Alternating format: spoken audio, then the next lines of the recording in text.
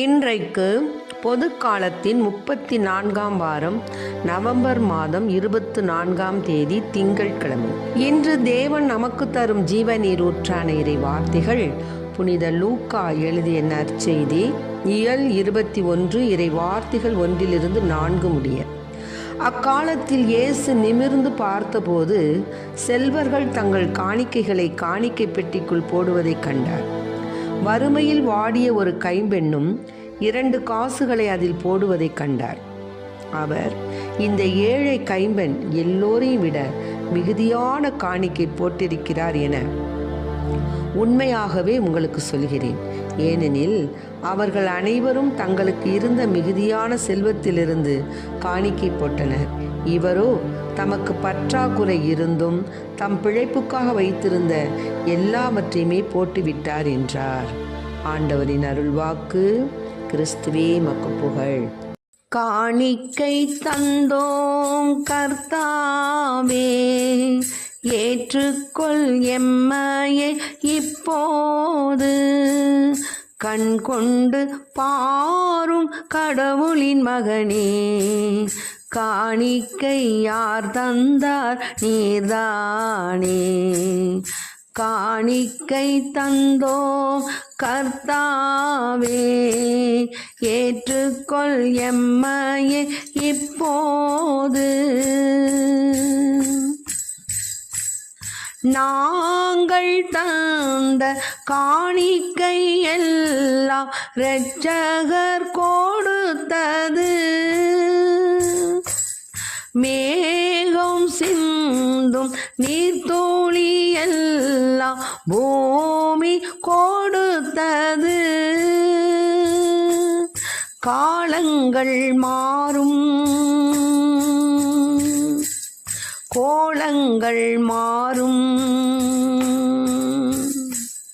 காலங்கள் மாறும், கோலங்கள் மாறும்.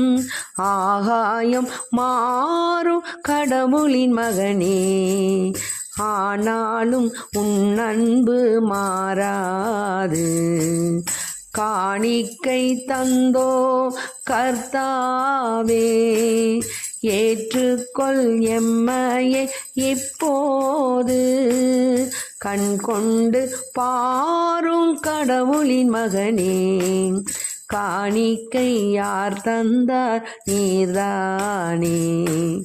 காணிக்கை தந்தோம் கர்த்தாவே, ஏற்றுக்கொள் எம்மையே இப்போது. இன்றைக்கு நம் தேவன் தரும் ஜீவநீர் ஊற்றான இறை வார்த்தைகளை கேட்டோம். அதாவது நம்முடைய ஆலயங்களில் நமது வழிபாடுகளில் ஒரு பகுதி காணிக்கை அளிப்பது அல்லது உண்டியல் எடுப்பதுன்னு நம்ம சொல்கிறோம். மற்ற எவருமே அறியாத அளவிற்கு நாம் உண்டியலில் காசு போடுவதுதான் நமது வழக்கம். வசதி உள்ளவங்க அதிகமாகவும் வசதியற்றவர்கள் குறைவாகவும் காணிக்கை செலுத்துகிறாங்க. ஆனால் நாம் தரும் காணிக்கையுடைய மதிப்பு காணிக்கையின் தொகையை பொறுத்து இல்லை, காணிக்கை தருபவரின் மனதை பொறுத்து தான் இருக்குது. இன்றைய நற்செய்தியில் ஒரு விதவை மிக சிறிய காசு தொகையை காணிக்கை பெட்டியில் போட்டாங்க. செல்வந்தர்கள் மிக அதிக தொகையை போட்டாங்க. ஆனால் இயேசு அந்த விதவையின் காணிக்கையை தான் பெரிதுன்னு சொல்கிறார்.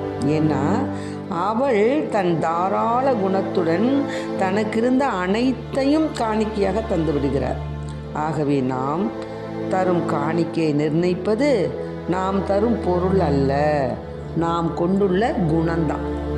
ஆகவே இருப்பதை இல்லாதவர்களோடும் பகிரும் கைம்பெண் நமக்கு இப்போ எடுத்துக்காட்டாக இருக்கிறாங்க. அதனால அவரது தாராள உள்ளத்தை இறை நம்பிக்கையும் கடவுள் கண்ணோக்கினார்.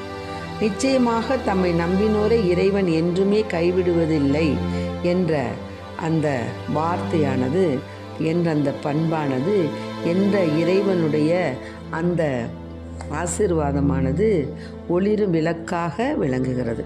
ஆகவே நாம் இறைவனுக்கு ஏற்புடைய பிள்ளைகளாக வாழ நம்முடைய காணிக்கைகளை ஆண்டவருக்கு நம் மனதோடு ஒன்றித்து ஆண்டவருக்கு செலுத்த நாம் கடமைப்பட்டுள்ளோம். ஆகவே அத்தகைய வரத்தை கேட்போம். ஆமென். Praise the lord. மரியே வாழ்க.